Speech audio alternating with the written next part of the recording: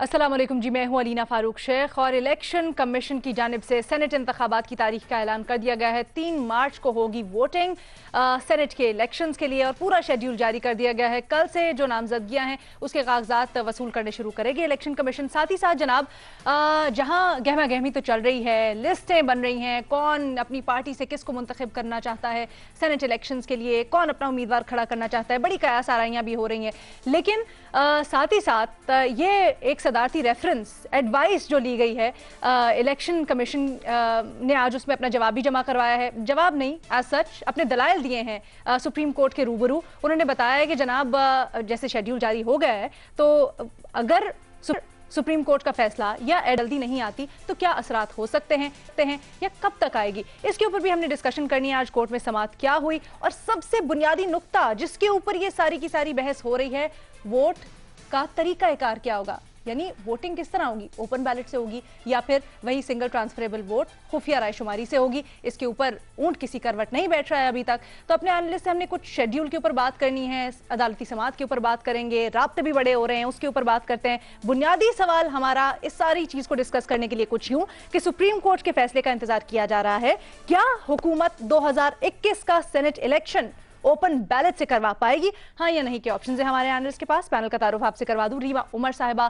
महमल सरफराज साहिबा, शहजाद इकबाल साहब और मजहर अब्बास साहब भी हमें ज्वाइन करें। महमल, गुफ्तगू का आगाज आज आपसे, बड़े राब्ते हुए हैं पीडीएम के बड़ों के एक दूसरे से। मौलाना साहब ने नवाज शरीफ साहब को फोन किया, फिर मौलाना साहब ने आसिफ जरदारी साहब से बात की, फिर कुछ बात भी हुई कि किसको फील्ड करना है, किस तरह से पीडीएम सेनेट इलेक्शंस में बाकायदा तौर पर हिस्सा भी लेने जा रही है। आपके पास कुछ इंसाइट है इससे मुतल्लिक, क्या हो सकता है आगे?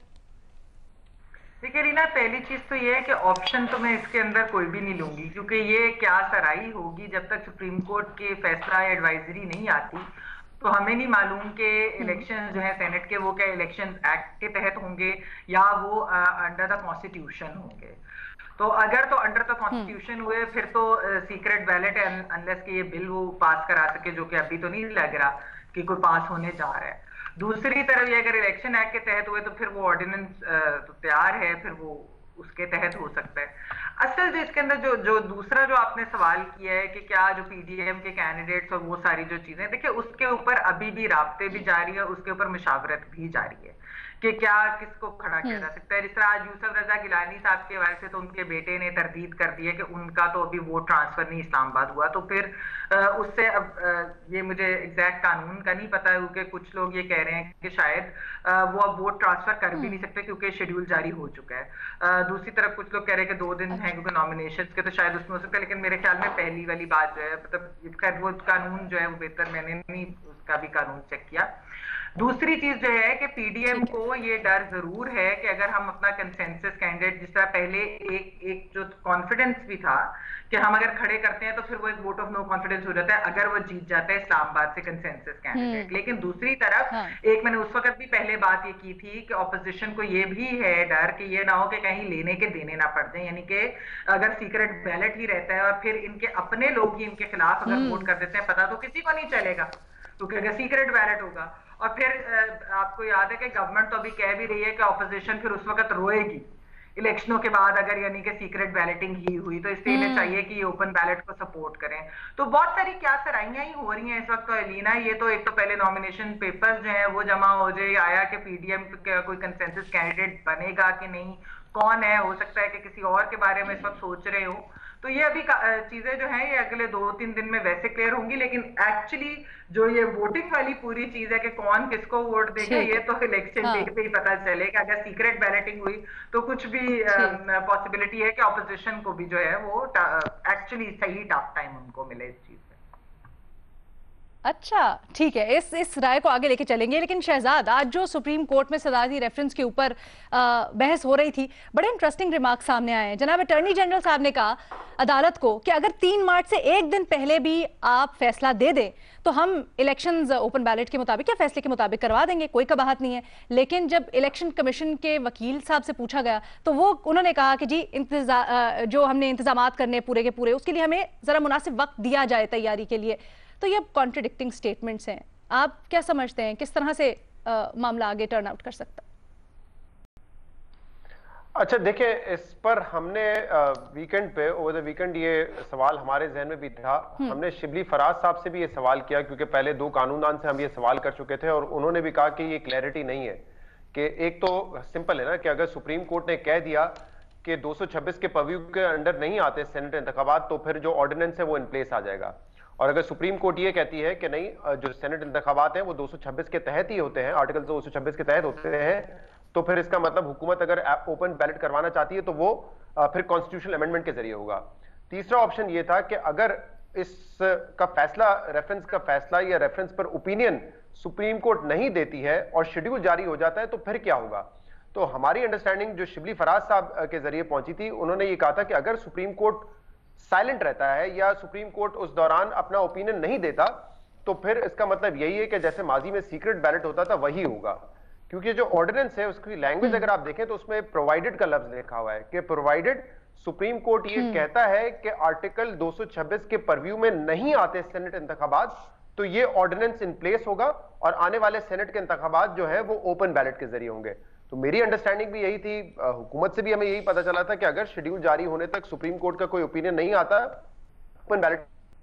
अब आप जो बात बता रही हैं कि आज अटॉर्नी जनरल ने कहा है, वो मेरे लिए थोड़ी सी हैरानकुन है। और मुझे लगता है कि अगर सुप्रीम कोर्ट, लेट्स सपोज बाद में ये फैसला, आज शेड्यूल जारी हो गया, सुप्रीम कोर्ट बाद में फर्ज करें ये एडवाइस देती है कि हाँ इलेक्शन एक्ट में तरमीम के जरिए मामला हो सकता है क्योंकि 226 के अंडर नहीं आता ये मामला, तो फिर मेरे ख्याल से चैलेंज करना पड़ेगा, अगर किसी ने ओपन बैलेट करवाना है, कि इलेक्शन कमीशन को चैलेंज करना पड़ेगा कि ये नया शेड्यूल है, सुप्रीम कोर्ट की ये डायरेक्शन है और हमने एक नया ऑर्डिनेंस इन प्लेस किया है, तो अब जो इंतखाबात होंगे ओपन बैलेट के जरिए होंगे। ऑटोमेटिकली मेरे ख्याल से ये नहीं हो सकेगा, ये इलेक्शन कमीशन तो जारी कर चुका है शेड्यूल, तो इसके बाद कोई भी चेंजेस होंगे तो मुझे लगता है वो अदालती कार्रवाई के जरिए चेंजेस हो सकते हैं, अदरवाइज नहीं हो सकते। मेरी अंडरस्टैंडिंग ये है इस पर।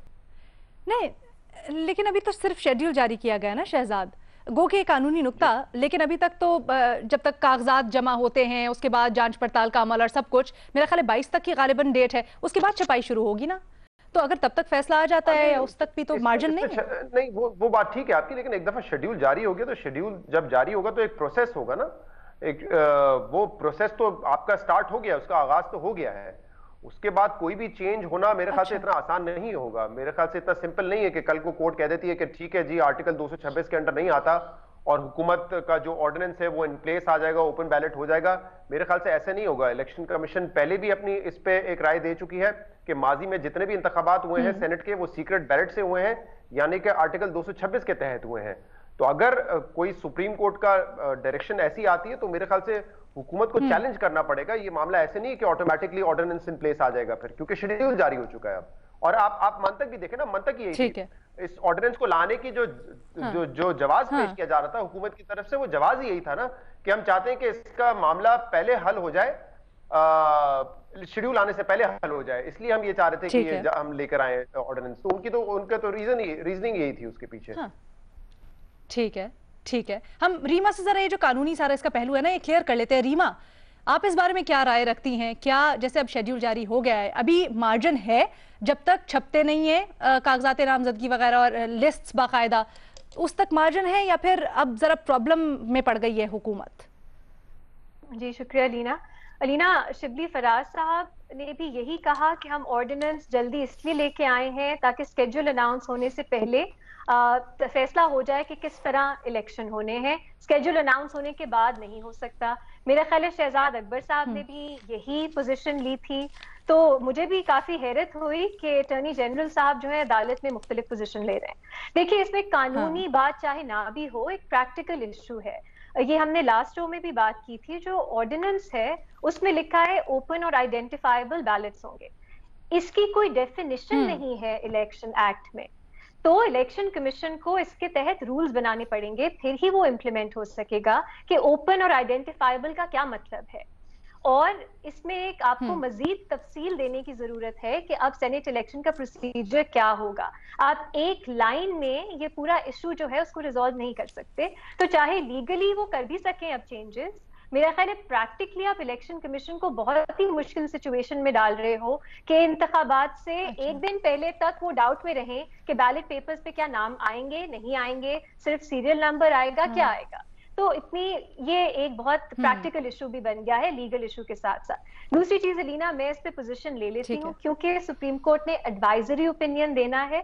एडवाइस जो है वो उस तरह से चाहे केस चल रहा है, मेरे ख्याल में एक कमजोर फैसला होगा अगर वो कहें कि सेनेट इलेक्शन आर्टिकल 226 के अंडर नहीं होते। मैं आपको अपनी रीजनिंग दे देती हूँ और ये भी बताती हूँ क्यों मुझे लगता है अगर वो कहेंगे कि 226 के अंडर नहीं होते वो खौफनाक क्यों है हमारे लिए। देखिए, गवर्नमेंट की पोजीशन है कि सेनेट इलेक्शन 226 के अंडर इसलिए नहीं होते क्योंकि तरीकाकार आइन में नहीं दिया गया इलेक्शन होने का सेनेट का, वो इलेक्शन एक्ट में दिया गया है और इलेक्शन कमीशन ये इलेक्शंस हैं वो करवाती है। उन्होंने उसको डिफरेंशिएट कता कलामी की माजरत रीमा, हम अपने देखने वालों के लिए इसको थोड़ा सा आसान बनाते हैं। 226 यानी आइन के अंदर आएंगे, यानी ओपन बैलेट से, राइट? ठीक है, हाँ बिल्कुल। हाँ। अच्छा, और आसान बना देते हैं। 226 कहता है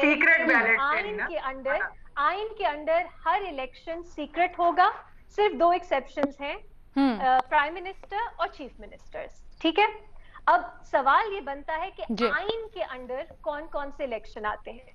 हुकूमत कहती है सेनेट इलेक्शन आइन के अंडर नहीं आते क्योंकि उनका तरीकाकार इलेक्शन एक्ट में दिया गया है और ये इलेक्शन जो है वो इलेक्शन कमीशन जो है वो करवाती है। ठीक है, अब ये देखिए ये खौफनाक बात क्यों है, क्योंकि जो जनरल इलेक्शन है ना लीना, जिसमें आप और मैं वोट करते हैं, वो भी सीक्रेट बैलेट से होते हैं, वो भी इलेक्शन कमीशन करवाती है, उसका तरीकाकार भी इलेक्शन एक्ट में दिया गया है। तो अगर सुप्रीम कोर्ट ये कहती है कि 226 के अंडर सेनेट इलेक्शन नहीं आते, तो मेरा ख्याल है वही रीजनिंग अप्लाई करेगी जनरल इलेक्शन के लिए भी। और जनरल इलेक्शन में सीक्रेसी जो है वो तो बहुत ही अहम है। वो एक तरह से फेयर इलेक्शन ही मेरा नहीं ख्याल हो सकते हैं अगर जनरल इलेक्शन को भी आप ओपन कर दो। तो लीगली ये सिचुएशन बन सकती है कि कल को एक ऑर्डिनेंस से अलीना, एक ऑर्डिनेंस से कोई भी हुकूमत जनरल इलेक्शंस को भी ओपन कर सकती है। मेरा ख्याल है लीगली ये बहुत ही एक अब्सर्ड सिचुएशन हो जाएगी। तो मेरा नहीं ख्याल, और मैंने इसमें बहुत कंपैरेटिव स्टडीज भी देखी हैं, पढ़ा है इसके प्रोसीजर और ममालिक में क्या होता है, ऐसा नहीं हो सकता कि आप मेरा ख्याल है बहुत वीक ओपिनियन होगा अगर वो ये कहें कि 226 के अंडर सेनेट इलेक्शन नहीं आता। आखिरी बात छोटी सी कि हमारी जो हुकूमत है, अटॉर्नी जनरल साहब भारत का एग्जाम्पल दे रहे हैं सुप्रीम कोर्ट में, क्योंकि भारत में उन्होंने जब तरमीम की थी वो उनके जो इलेक्शन एक्ट जैसा वहां कानून है उसके तहत की थी। लेकिन एक अहम बात, वहां पे उनका आइन क्या कहता है? उनका आइन कहता है प्रेसिडेंट और वाइस प्रेसिडेंट का जो इलेक्शन है वो जो है वो सीक्रेट बैलेट से होगा, बाकी वो सब पे खामोश है। हमारा आइन तो खामोश नहीं है। तो मेरा ख्याल है दोनों आइन जो भारत और पाकिस्तान के वो मुख्तलिफ हैं, इसलिए शायद उस तरह से सुप्रीम कोर्ट भारत की एग्जाम्पल पे भी रिलाई ना कर सके। तो मैं पोजीशन ले लेती हूँ, मेरा नहीं ख्याल इस साल हुकूमत जो है वो ओपन इलेक्शन आइन सेनेट के करा सकेगी। और देखिए लीना, अब 4 महीने बाद ये ऑर्डिनेंस वैसे ही खत्म हो जाती है, ऑर्डिनेंस की शेल्फ लाइफ छोटी होती है ना, तो अगर फैसला नहीं आता तो मेरा ख्याल है वैसे ही बहुत ही ये स्पेक्युलेटिव सी चीज है कि अगर कल को सुप्रीम कोर्ट 2 महीने बाद फैसला करती है तो उसके बाद कौन से सेनेट इलेक्शन है अगले 4 महीने में, तो ऑर्डिनेंस से वैसे ही खत्म हो जाना है। इवेंचुअली आपको आइन की अमेंडमेंट ही करनी पड़ेगी अगर आपने सेनेट का इलेक्शन की प्रोसीजर्स तब्दील करने। सॉरी, लंबा कॉम्प्लिकेटेड जवाब, लेकिन शॉर्ट एंड सिंपल मेरी नजर में हुकूमत नहीं करवा सकती। नहीं, इसीलिए हमने थोड़े आसान अल्फाज में अपने देखने वालों के लिए भी समझा दिया। और लुब्बे लुबाब सबका ये कि आपकी राय में अगर तो, वैसे आपको कानूनी जवाब नहीं लगता, लेकिन अगर तो ओपन बैलेट के हक में फैसला आ भी गया तो वो एक कमजोर फैसला होगा, वरना ज्यादा इम्कान आपको यही लगता है कि सीक्रेट बैलेट से ही होगा। अच्छा, अभी हम ड्यूरेशन के ऊपर कर रहे थे, तो आज की ये जो समाअत हुई है इसकी थोड़ी सी जो मुकालमा हुआ है दरमियान में, मैं आपको पढ़ के भी सुना दूं, बड़े अहम रिमार्क्स हैं। अदालत ने पूछा, बल्कि कहा कि जी इलेक्शन कमीशन के वकील से कि आपको 800 बैलेट पेपर्स छापने के लिए कितना वक्त दरकार होगा। इलेक्शन कमीशन के वकील ने जवाब दिया कि जी हमें मुनासिब वक्त दीजिएगा। तो अदालत ने कहा, चीफ जस्टिस ने बाकायदा ये कहा कि जनाब फैसला देना हमारा काम है, आप शेड्यूल के मुताबिक काम शुरू करें, अदालत फैसला देगी। तो इससे तो इंटरप्रेट ये किया जा सकता है ना कि अभी विंडो है ओपन। अलीना, शायद, लेकिन देखिए अदालत के जो रिमार्क्स होते हैं उसकी उस तरह से हैसियत तो नहीं होती। कल कुछ और रिमार्क्स हैं, आज कुछ और होते हैं, वो एक कॉन्वर्सेशन चल रही होती है, उसको एक कॉन्टेक्स्ट में देखना चाहिए। तो अपना कॉन्सेप्ट क्लियर करने के लिए ठीक है, अभी मामला खुला है, लेकिन ना फिर से रिपीट करूंगी, अभी आगे रूल्स भी बनने हैं। देखिए ओपन एंड आइडेंटिफाइबल का क्या मतलब है, मुझे तो नहीं मालूम, ना इलेक्शन रूल्स में है। हाँ, ये हमने पिछले शो में भी कहा था कि उसको डिफाइन करना पड़ेगा। ठीक है, तो कौन डिफाइन करेगा? अगर 2 हफ्ते बाद अदालत का फैसला आता है, इलेक्शन कमीशन रूल्स क्या कुछ घंटों में बनाएगी, और वो रूल्स का क्या वजन होगा? रूल्स बनाना आसान नहीं है, कई साल लग जाते हैं कभी। तो आपको अभी भी इसके ऊपर तहफ्फुज़ात है, ठीक है। मजहर अब्बास साहब, अब जरा जोड़ तोड़ पे आते हैं। महमल ने बड़े मजे की बात उठाई, कहते हैं जी कहीं ऑपोजिशन को लेने के देने ना पड़ जाए। अगर ये सब मिलके साथ फील्डिंग कर रहे हैं पीडीएम, अब खैर सेनेट इलेक्शन में हिस्सा लेने का फैसला भी हो गया है, तो वजीर आजम भी कह चुके हैं अगर तो ओपन बैलेट से नहीं कराया, और चैलेंज भी कर दिया ऑपोजिशन की पार्टीज ने, तो इनको लेने के देने पड़ सकते हैं। समझते हैं आप ऐसा? देखिए, रीमा ने बातों को बहुत अच्छी तरह क्लियर कर दिया, मैं उसे और मुख्तसर कर देता हूँ। कॉइन के दोनों तरफ पीटीआई लिखा हुआ है। आप ओपन बैलेट करेंगे तो पीटीआई मेजॉरिटी में जाएगी, और सीक्रेट बैलेट करेंगे तो पीटीआई मेजॉरिटी में जाएगी। और सीक्रेट बैलेट में पीडीएम को सरप्राइज मिल सकता है। जो मुझे लगता है जो जरदारी साहब का टारगेट है वो चेयरमैन सेनेट है, और उसके लिए उनके पास बलूचिस्तान के सेनेटर किसी जमात के भी हों, और वहां क्योंकि वहां सीक्रेट बैलेट होगा, चेयरमैन सेनेट चले, इसमें अगर ओपन बैलेट हो भी जाता है, हालांकि मेरा ख्याल ये है, मेरी हिच ये है कि सुप्रीम कोर्ट इस तनाज़े में अपने आप को नहीं डालेगी। सुप्रीम कोर्ट, मुझे नहीं लगता कि सुप्रीम कोर्ट इस पे कोई बहुत क्लियर कट हो सकता है, मतलब मैं उसको वो नहीं कर सकता, लेकिन जिस तरह की चीज कंट्रोवर्शियल हो चुकी है उसमें, क्योंकि सुप्रीम कोर्ट से तो एडवाइस मांगी गई है ना, कोई फैसला नहीं मांगा गया है, एडवाइस बाइंडिंग नहीं होती। तो अगर आपने, उसकी इंपॉर्टेंस अपनी जगह होती है, दायरा सुप्रीम कोर्ट से एक एडवाइस आ रही है, लेकिन जरूरी नहीं है कि गवर्नमेंट उस चीज को जो है वो इंडोर्स भी करे। तो इसलिए इस वक्त क्योंकि शेड्यूल अनाउंस हो गया है, उसके अंदर उसके बाद अगर कोई फैसला इस तरह का आता है कि जिसमें ये कॉम्प्लिकेशंस होती हैं, तो पूरा सेनेट का इलेक्शन ही मुतनाज़ा हो जाएगा, और वो जो चीज है उसके अंदर फिर सुप्रीम कोर्ट पर भी क्वेश्चन आ सकते हैं। ये क्योंकि ऑपोजिशन तो जाहिर ला सकती है, क्योंकि इसमें आपको सर वैसे ये बताएं, पाकिस्तान में कोई ऐसी नजीर मिलती है, कोई सूबाई असम्बली या कोई भी इंतखाबात इस तरह से हुए हो कि लास्ट मोमेंट पे कोई ना कोई कॉलेज में तब्दीली हुई हो, या फिर इंतखाब पोस्टपोन करना पड़ा हो? असेंबलियों में तो 2018 या 15 में कुछ हुआ था ना फाटा के इंतखाब में। नहीं, और बहुत सी चीजें होती हैं असेंबली में, तो जितने पैसे दिए होते हैं वो अपनी गारंटी भी मांगता है कि मुझे जरा मोबाइल से तस्वीर बना के दिखाओ कितने मुझे वो दिया है। इस तरह के तमाशे होते रहे हैं, लेकिन मुझे लग ये रहा है कि अगर ये जो सूरत हाल बन रही है उसमें पीटीआई की क्लियर कट मेजॉरिटी आती नजर आ रही है। पीटीआई का सिर्फ फेयर ये है कि कहीं एक या दो भी उनके। अच्छा, वैसे मज़हर साहब, आप ये प्रिडिक्ट तो कर रहे हैं 5 उंगलियां घी में सर कड़ाही में, लेकिन आज भी एक मेंबर ने कह दिया है जी हम सेनेट से नहीं खड़े होंगे। इस तरह से काफी और मेंबरान भी वो दावा करते हैं कि मेरे साथ हैं, जो वॉक अवे करने के लिए तैयार हैं। तो पीटीआई के लिए भी लग रहा है कि टफ पोजीशन है। देखें जब सेनेट के chairman of vote of no confidence हुआ था चेयरमैन सेनेट के खिलाफ, तो सबने खड़े होके जो है उसके हक में कहा था, खड़े हो गए थे कि मेजॉरिटी जो थी वो वोट ऑफ नो कॉन्फिडेंस के हक में थी। लेकिन जब बैलेट बॉक्स खुला तो जो है वो पीएमएलएन और पीपल्स पार्टी को सरप्राइज मिल गया। अब वो सरप्राइज को पीपल्स पार्टी ने जो दिया या पीएमएलएन ने दिया, ये वो तलाश करते रहेंगे। तो सेनेट के इलेक्शंस में ये होता रहा है, सिर्फ सेनेट के इलेक्शन में नहीं, और भी। मैं फिर ये कहता हूँ कि हॉर्स ट्रेडिंग जो होती है वो किसी कानून से आप नहीं रोक सकते। हॉर्स ट्रेडिंग अगर आप रोक सकते हैं, और हॉर्स ट्रेडिंग जो शुरू होती है वो वहां से शुरू होती है जब आप टिकट के लिए अप्लाई करते हैं, और पैसा तो वहां लगता है जब आप अप्लाई करते हैं टिकट के लिए। ये जब तक ये चीजें बेहतर नहीं होंगी तो मोरालिटी का बड़ा सवाल है इसमें। लेकिन मुझे कॉइन के दोनों तरफ पीटीआई नजर आती है। अब आप टॉस कर लें। ठीक है। और ओपन बैलेट से मुतल्लिक, हाँ, ओपन बैलेट से मुतल्लिक आपको जरा डावाडोल सा ही मामला लग रहा है। राइट? मुझे लग रहा है आप कभी नहीं मैं मार्क कर रही। इस वक्त भी इलेक्शन सीक्रेट बैलेट से ही होता नजर आ रहा है।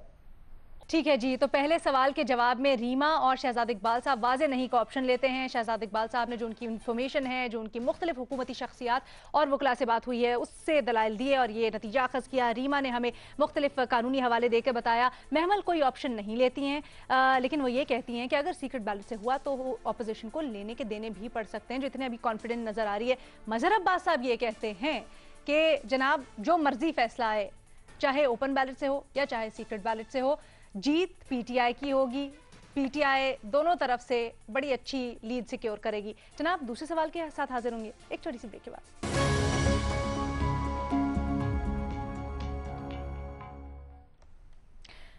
जनाब अब थोड़ी बात करेंगे कल इस्लामाबाद में जो हुआ उसकी। कल इस्लामाबाद का मरकज शाहराह दस्तूर एक मैदान जंग बना रहा। सरकारी मुलाजमीन ने एहतजाज किया अपनी तनख्वाहों में इजाफे ना होने और दीगर मराहत ना मिलने के हक में, और पुलिस और उनकी झड़प हुई और उसके बाद टीवी स्क्रीन्स में सारा दिन न्यूज़ में हम देखते रहे क्या हुआ। अभी कहा जा रहा है मुख्तलिफ लोगों की जानिब से, नाक़दीन की जानिब से, कि हुकूमत ने इस मामले को मिस हैंडल किया। ये तनख्वाहों में इजाफे का मामला तकरीबन 2-2.5 साल से लटका हुआ था। मुतअद्दिद दफ़ा पे एंड पेंशन कमीशन में वज़ीर आज़म ने कहा भी, काबीना ने कहा भी इस मामले को डील करने के लिए, लेकिन ना किया गया। इतनी तवील इसमें डिले लाई गई, इस वजह से मामला इस नहज तक पहुंचे। तो अपने एनालिस्ट से हमने आज ये पूछना है, जनाब हुकूमत की जानिब से मामले की मिस हैंडलिंग की वजह क्या है? ओपन ऑप्शन से हमारे एनालिस्ट के पास शहजाद इकबाल साहब, आपसे गुफ्तगू का आगाज करेंगे। ये जो नाक़दीन कह रहे हैं कि मिस हैंडल किया गया मामला, आप मुत्तफिक हैं इससे, और अगर ऐसा है तो वजह क्या है? हाँ, मेरे ख्याल से तो कल बिल्कुल मिस हैंडल हुआ है। जितनी हमने इस्लामाबाद में शेलिंग देखी और जिस तरीके से मुंतशिर करने के लिए रबर बुलेट्स का इस्तेमाल हुआ, बिल्कुल नहीं होना चाहिए था। हुकूमत की तो कामयाबी इसी में है कि धरने प्रोटेस्ट ना हो, और खासतौर पे मेन रेड जोन में ना हो, जो कि ये फेडरल गवर्नमेंट के एम्प्लॉइज करने जा रहे थे, और ये मामला एक अरसे से चल रहा था। मैं आपकी इस बात से वैसे इख्तलाफ करता हूँ, ये 2-2.5 साल पुराना मामला नहीं है। जो फेडरल सेक्रेटरीट के मुलाजमीन है, उनका ये बड़ा देरीना मुतालबा है कि हमारा जो पे स्केल, हमारा ग्रेड स्केल जो है, अगर वो किसी ऐसे एम्प्लॉई के ग्रेड स्केल से के बराबर है जो कि किसी इदारे के लिए काम कर रहा है, तो हमारी पे उसके बराबर नहीं है। तो ये डिस्पैरिटी जो थी, ये काफी अरसे से थी। मिसाल के तौर पे फेडरल सेक्रेटरीट में अगर कोई 18 ग्रेड का मुलाजिम है, उसकी एक XYZ तनख्वाह है, वो तनख्वाह बहुत कम थी उस 18वें ग्रेड के मुलाजमीन से जो कि नैब, FIA या किसी और इदारे के लिए काम कर रहा है, क्योंकि वहां उनकी पे इंक्रीज बड़ी आराम से हो जाती थी। तो ये 2-2.5 साल पुराना मामला नहीं है, ये मामला बड़ा पुराना है। इनकी डिमांड काफी अरसे से रही है। तो ये लेकिन 2-2.5 साल से मौजूदा हुकूमत इसको डील कर रही थी ना। हाँ, लेकिन जी, डील कर रही थी, एक्सपेक्ट किया जा रहा था कि जल्दी सॉर्ट आउट कर लेंगे। हाँ जी प्लीज। मैं आपको इस तरफ एक बता रहा था कि ये डिस्पैरिटी काफी पुरानी है, और अब इस हुकूमत के टाइम पर ऑब्वियसली ये डिमांड थी, जब ये एहतजाज की कॉल दी जा रही थी, उससे पहले ये मामला हैंडल कर लिया जा रहा था, तो बहुत ही अच्छा था। जो कल मनाजिर देखने को मिले वो यकीनन हुकूमत की नाकामी है, मिस हैंडल हुआ है। और इस पे अब वो दलील दे रहे हैं कि हमने 1 से 16 ग्रेड के जो अफसरान थे उनकी तनख्वाह बढ़ाने का फैसला कर लिया था, लेकिन उसको बाद में रिवाइज करके उन्होंने एक नई डिमांड रखी कि 22 ग्रेड तक तनख्वाह इंक्रीज की जाए। जो भी हो, बहरहाल मिस हैंडल हुआ। ये जो मनाजिर देखे नहीं होने चाहिए थे, और हुकूमत को इससे पहले इस मामले को सेटल कर लेना चाहिए था। तो मेरी नजर में तो मिस हैंडल किया है हुकूमत ने।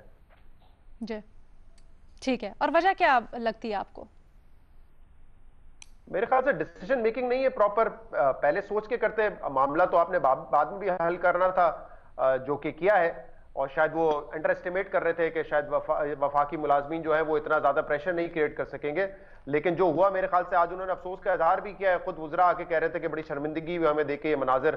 पाकिस्तान तहरीक इंसाफ तो खुद प्रोटेस्ट करती रही है, बात पे वो कहते थे कि हम एहतजाज करेंगे, प्रोटेस्ट करेंगे। तो मेरे ख्याल से अगर कोई मुलाजमीन एक पीसफुल प्रोटेस्ट करने आ रहे थे, तो उनके साथ ये सलूक तो बिल्कुल नहीं होना चाहिए था। बैठ के बात होनी चाहिए थी, नेगोशिएशंस होनी चाहिए थी। अगर पहले फैसला कर लेते, फैसला साजी दुरुस्त होती, तो शायद इस हद तक नौबत ना पहुंचती, तो बेहतर तरीके से हैंडल कर सकते। ठीक है जी। महमद सरफराज साहिबा, खबरें ऐसी भी आ रही हैं कि शायद कुछ अपने ही थे जिन्होंने मामले को इस तरह से पोर्ट्रे किया कि शायद जो पॉलिटिकल भर्तियां हुई हैं मुख्तलिफ सरकारी महकमों में, उसकी वजह से ये मामला भी हल ना किया जाए, या तवील हुआ बहुत ज्यादा।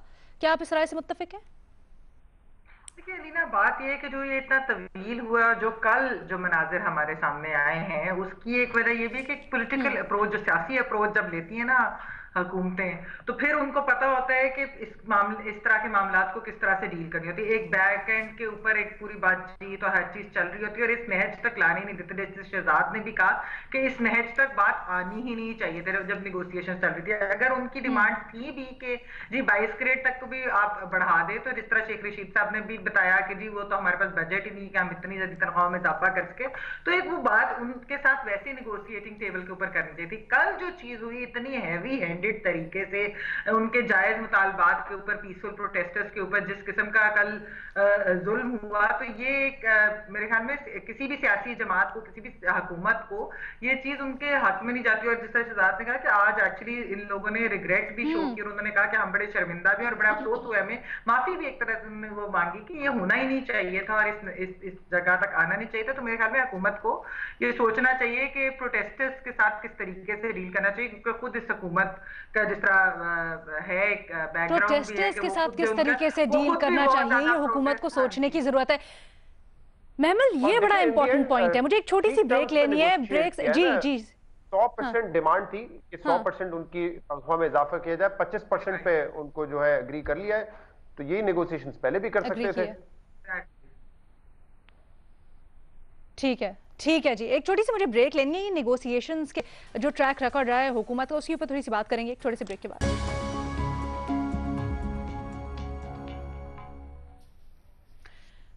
कल इस्लामाबाद में सरकारी मुलाजमीन का एहतजाज, उसके ऊपर हुकूमत का रद्द अमल और ये मामला इतना तवील हुआ क्यों, ये सारा कुछ डिस्कस कर रहे हैं हम। ये जो कहा जा रहा है कि हुकूमत की जानिब से मामला मिस हैंडल हुआ है, इसकी वजह क्या है, ये बुनियादी सवाल है हमारा। मजहर अब्बास साहब, इससे पहले हम बात कर रहे थे नेगोशिएशंस की और हुकूमत का उससे मुतल्लिक रवैया। तो एहतजाज तो सभी हुकूमतों में करते आए हैं, एहतजाज करना यकीनन अगर हक के लिए कर रहे हैं तो वो देखा भी जा सकता है, लेकिन उसको हैंडल किस तरह से किया जाता है ये बड़ा अहम है। खासतौर पे इस हुकूमत में देखने को हम देखते हैं एहतजाज होता है, उसके बाद उसमें से एक नया तनाजा, उसको डील किस तरह किया जाता है, उस खड़ा हो जाता है। आप इसको किस तरह से देख रहे हैं? Administrative and political failure. देखिए, एडमिनिस्ट्रेशन आपके यहाँ इंतहाई इनकॉम्पिटेंस हो गई है। उनके यहाँ अगर कॉम्पिटेंस लेवल का आप जायजा लें, जो लोग जो निगोशिएट करते हैं नॉर्मली, जिनको करना चाहिए, पॉलिटिकल पार्टीज तो बाद में आती हैं, पॉलिटिकल लीडर्स तो बाद में आते हैं, गवर्नमेंट मिनिस्टर्स तो बाद में आते हैं, जो कमिश्नर या डिप्टी कमिश्नर या आईजी या DIG, depends on the situation. वो पहले जो मैंने क्योंकि देखा है कि किस तरीके से वो जरूरत ही नहीं पड़ती थी गवर्नमेंट को आने की, जरूरत ही नहीं पड़ती थी मिनिस्टर्स को आने की। उनका काम क्या होता है? उनका काम ये होता है कि किसी तरीके से कम वायलेंस ना हो, चीज़ें हों, उनको इंगेज किया जाए। किस तरह आप इंगेज करते हैं? एक तो चीज़ होती है कि इसकी नौबत ही नहीं आए। Islamabad, heart of the city, red zone, सारी प्रीमियर इंटेलिजेंस एजेंसीज, क्या किसी को ये नहीं पता चला कि होने क्या जा रहा है नेक्स्ट डे? क्या किसी को नहीं पता चला कि कितनी बड़ी तादाद में लोग निकलने वाले हैं? इससे ज़्यादा वर्स्ट सिचुएशन हो सकती थी। यही सिचुएशन हमने मॉडल टाउन में देखी, यही सिचुएशन हमने 30 अक्टूबर ये जब पीटीआई का धरना था और ताहिरुल कादरी साहब का जो कुछ हुआ, पीटीवी में घुस गए, पीटीवी पर कब्जा कर लिया, वहां पीटीवी पर खड़े होकर अगर कोई जो है एड्रेस कर देता फिर क्या होता? तो मेरा ख्याल है हमारे यहाँ जो ऑफिसर्स, जो जिस तरीके से पॉलिटिसाइजेशन ऑफ एडमिनिस्ट्रेशन हुई है हमारे यहाँ, जिस तरह की ब्यूरोक्रेट्स आ गए हैं, जिस तरह के ऑफिसर्स आ गए हैं, उनके अंदर वो कॉम्पिटेंस है ही नहीं how to deal with the mob mentality. बिल्कुल एक दूसरी चीज होती है, ये नॉर्मल प्रोटेस्ट नहीं होते, इसके अंदर कुछ भी हो सकता था। इसके अंदर फर्ज करें कोई धमाका हो जाता, कोई ऐसी चीज हो जाती। ये इतना सीरियस इशू है क्योंकि इसके ये सिर्फ फेडरल गवर्नमेंट एम्प्लॉइज का इशू नहीं है, ये आपकी सिक्योरिटी का इशू है। It's a very very serious security lapse कि हजारों आदमी जो है वो रेड जोन में मुजाहरे कर रहे हैं। अब आपने उस सिचुएशन को और वर्स बना दिया, टेयर गैसिंग करके, जो है वो चाहे वाटर कैन जो भी हो, presence of so many people ऐसी जगह पे जिसको हम पता नहीं, रेड जोन का नाम देकर बस रेड जोन का एक नाम दे देते हैं, उसके बाद वहां सारी चीजें वो होती हैं जो रेड जोन में नहीं होनी चाहिए। तो मेरा ख्याल है शेयर इनकॉम्पिटेंस, इसका अगर जवाब आप है, share incompetence at all level. जो चीज आपने 3 दिन पहले कर सकते थे वो आपने टीवी स्क्रीन पर अपना मजाक उड़वा के, शर्मिंदा होके वही वही चीज आपने की, यही काम आप 3-4 दिन, 1 हफ्ते, 1 महीने पहले कर सकते थे। ठीक है, रीमा।